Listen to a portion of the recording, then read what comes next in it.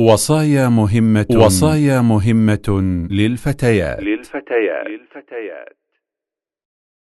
برامج التواصل الاجتماعي. هذه الثورة التقنية والنقلة النوعية لأسلوب حياة البشر في طريقة تواصلهم مع بعضهم في شتى مجالات الحياة، لا شك أنها نعمة وتسخير من الله تعالى لتسهيل حياة الإنسان، إلا أن فيها جوانب خطيرة ووجوها شريرة وأساليب شيطانية لإيقاع المسلم في وحل الأمراض النفسية، أو الانحراف عن الفطرة السليمة، أو الغرق في التفاهات وملء الأوقات بالترهات. وإليك أختي المسلمة بعض الوصايا في هذا. أولا، ينبغي لك أن تعاملي هذه البرامج معاملة المضطر إليها، لا أن تستخدميها للتسلية وملء الفراغ بها. فعلى المسلمة الموازنة بين واجبات الحياة والمنزل والأهل والدين وبين استخدام هذه البرامج. ثانيا، هناك جوانب مشرقة في هذه البرامج ينبغي صرف الاهتمام بها عن غيرها، كتعليم الناس ما ينفعهم، والتعلم من أهل الخبرة والعلم ما تحتاجين إليه، والتواصل المستمر مع من له حق عليك من أرحام وأقارب وأصحاب.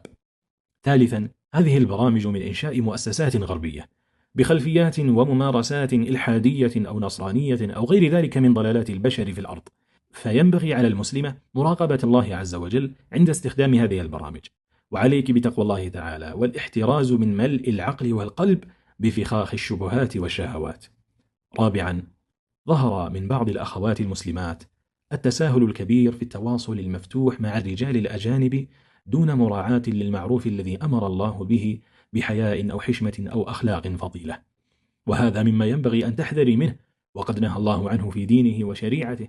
قال تعالى: فلا تخضعن بالقول فيطمع الذي في قلبه مرض وقلن قولا معروفا.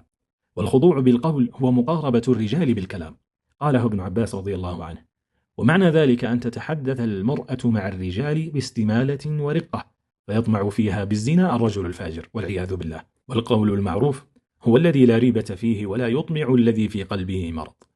خامسا، على المسلمة أن تتقي الله تعالى فيما تقرأ وتتابع وتشاهد في هذه البرامج، وينبغي ألا تعرض نفسها للفتنة والريبة، فإن هذه البرامج ملئت بأبواب الشر والرذيلة، واكتظت بشخصيات جعلوا أنفسهم معاول هدم للأخلاق والكرامة والقيم النبيلة، فمن تابعهم صار مثلهم من حيث لا يشعر، ومن أعرض عنهم وعن محتواهم الساقط حفظ نفسه من حبائل الشيطان.